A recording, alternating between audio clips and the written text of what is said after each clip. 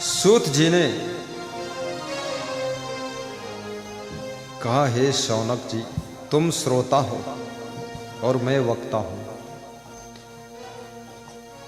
किस तरह से धन से धर्म बढ़ता है, आज वो मैं कथा सुनाता हूं। सुकृत करि जो द्रव्य कमावे, तेहि परमारथ माहि लगावे। सुकृत सत कर्तव्य से मेहनत करके, बहुत बुद्धि लड़ाकर जो धन कमाया जाए और उस धन को फिर परमार्थ में लगाया जाए। कभी कभी धन स्वार्थ में लगता है, कभी परमार्थ में लगता है, कभी धन अनर्थ में लगता है, कभी धन व्यर्थ के काम में लग जाता है, कभी धन निरर्थक खर्च हो जाता है, कभी धन धर्मार्थ में लगता है। धर्मार्थ, परमार्थ, स्वार्थ, व्यर्थ, निरर्थक, अनर्थक, कहां धन लगाना चाहिए? सुकृत करि जो द्रव्य कमावे, जेहि धन धर्म बढ़ै अधिकावे। बाढ़ै पुण्य पाप होई नासा, सो नर लहै स्वर्ग में बासा। और किस धर्म से पुण्य बढ़ता है, पाप का नाश होता है और मनुष्य का स्वर्ग में वास होता है। स्वर्ग नरक ये भी दोनों विचित्र है। उस व्यक्ति के घर ही में नरक हो जाता है जिसमें 6 लक्षण होते हैं। अत्यंत कोपः कटुका च वाणी, दरिद्रता च स्वजनेषु वैरम। नीचे प्रसंगा कुलहीन सेवा, चिन्हानि देहे नरकै स्थितानां। चिन्हानि देहे नरकै स्थितानां। जिस घर के लोगों को अत्यधिक क्रोध आता है, कितने लोगों के इतना क्रोध होता है कि वो साड़ी लहंगा गठरी बांध के रेडी रहता है। अगर पति कुछ बोल दिया तो छत से कूदकर पत्नी छलांग लगाकर भाग गई मायके। हमारे एक भगत की पत्नी मायके भाग गई। मेरे पास फोन आया कि गुरुदेव, आपकी भक्ति हमने किया तो फायदा जो हुआ सो हुआ, लेकिन पत्नी भाग गई आज।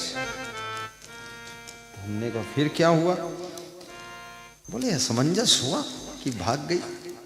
तो हमने कहा कितनी बार भागी है? कहनी अब की 4थी बार भागी है। तो हमने कहा कोई बात नहीं। तो 3 बार भाग के वापस आई गई। तो उन्होंने कहा फिर हम उसको लेने गए मायके, समझा बुझा के कुछ कंप्रोमाइज करके ले आए। अब की 4थी बार भागी है। गुरु ने चाबी दिया उसको। हमने कहा लेने गए कि नहीं गए अभी? बोले अभी नहीं गए। तो हमने कहा उसको फोन करो। बोले फोन में क्या बोली हम? वह तो फोन में गाली देने लगती है। तो हमने कहा गालियां रिकॉर्डिंग करो। तो फोन करो। फिर फोन हम बोलें कहाँ? तो हमने कहा उससे कह दो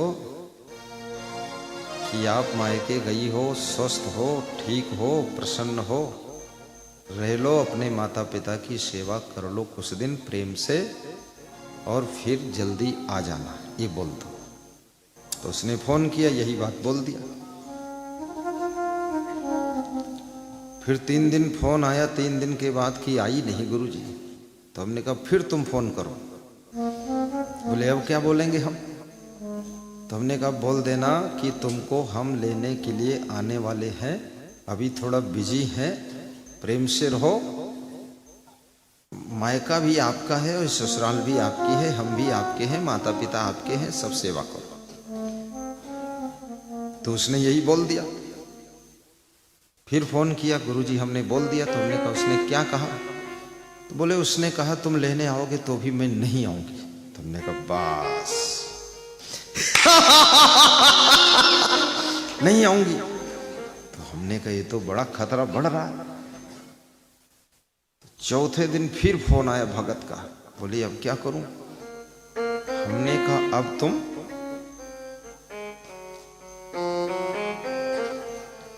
फिर फोन करो और कहो कि तुम्हारे बिना हम बहुत दुखी हैं और तुम्हें याद करते हैं और रात में चुपके चुपके रोते हैं, तुम जल्दी आ जाओ, ये कहो। बिल्कुल सही घटना है, एड्रेस नहीं बताऊंगा, है यूपी का ही भगत। तो उसने यही कहा और फिर हमको फोन किया, बताया, हमने कह दिया। तो हमने कहा जवाब क्या मिला। बोले जवाब मिला कि हम तुम्हारे यहाँ जिंदगी में ना आए। तो हमने कहा तो मैटर बढ़ते ही जा रहा, गुरु का हर इंजेक्शन फेल होते जा रहा।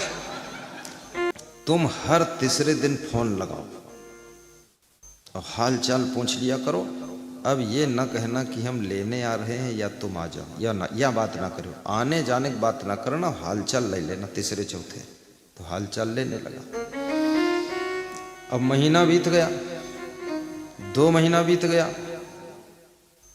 आने जाने की बात ही नहीं होती थी, बस हालचाल, कुशल मंगल है, ठीक है, स्वस्थ है, खाना खा लिया, पानी पी लिया, साड़ी पहन लिया, ये हो गया वो हो गया, सब बात हो गई। तो हमने फिर, मैं तो बिजी रहता हूँ, 2 महीने बाद उसका फोन आया, बोला गुरुजी अभी आई नहीं है। तो हमने कहा बहुत बढ़िया, अब एक काम करो, आप फोन में कह देना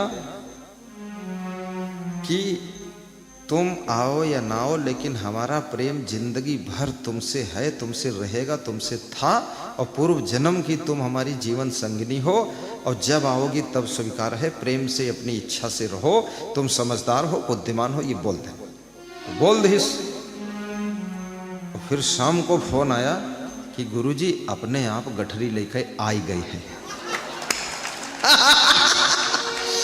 तो हमने कहा आई गए तो तुम बोले हो ना कुछ। बोले कुछ तो काहे परी। हमने कहा धन्यवाद दे दो कि बहुत अच्छा है, और नखरा करने से पहले ही उसको मायके भेज दिया करो। अपनी तरफ से कह दो जाओ मायके चली जाओ, माता पिता खबर ले आओ, जाओ चली जाओ, हर महीना भेजो। अब मायके में है क्या, मायके में तो भाभी बैठी है, भाभी और भाभो, भैया भाभो। तो मायके में तो बहुत बड़ा हुड़दंग चल रहा है, वहां सरकार बदल चुकी है, माता पिता की सरकार समाप्त हो चुकी है, वहाँ कांग्रेस खत्म, वहाँ बीजेपी बैठी है, वहाँ भैया भाभी की सरकार है। अब कमल का फूल खिला है, पहले रहे पंजा, खोपड़ी हो गई गंजा, अब कमल का फूल। अब ताल में कौन घुस है कमल का फूल तोड़े, तो हुआ तो होगा तालू, मायका बना तालू। तो भैया भाभी की सरकार आते ही बेटियों का सम्मान आधे से कम हो जाता है। इसलिए बुद्धिमान वो स्त्री है जो अपने ससुराल के प्लेटफार्म को मजबूत करती है। बुद्धिमान वो साधु है जो अपने गुरु के आश्रम में अपने पांवों को मजबूत करता है। अगर घर से ही काम चल जाता साधु का, तो गुरु के पास साधु बनने के लिए आता क्यों? और आया है तो अब यहाँ पांव उसे अपने मजबूत करना चाहिए।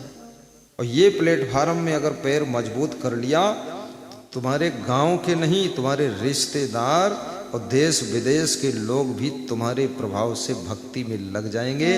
जो स्त्री ससुराल में पांव मजबूत कर पाती है, ससुराल का विकास कर पाती है, फिर कार में बैठ करके मायके को जाती है, तो उसके भैया भाभी भी उसका आदर ज्यादा करते हैं।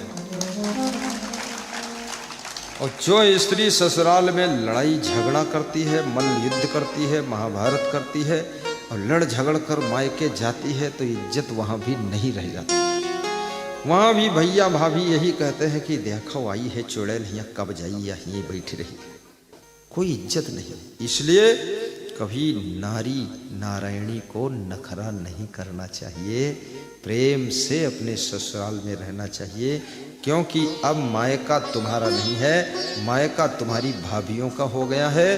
अब ये ससुराल तुम्हारी है। ससुराल में मजबूती से रहिए और अपना ससुराल को मानिए और ससुराल के विकास में लग जाइए।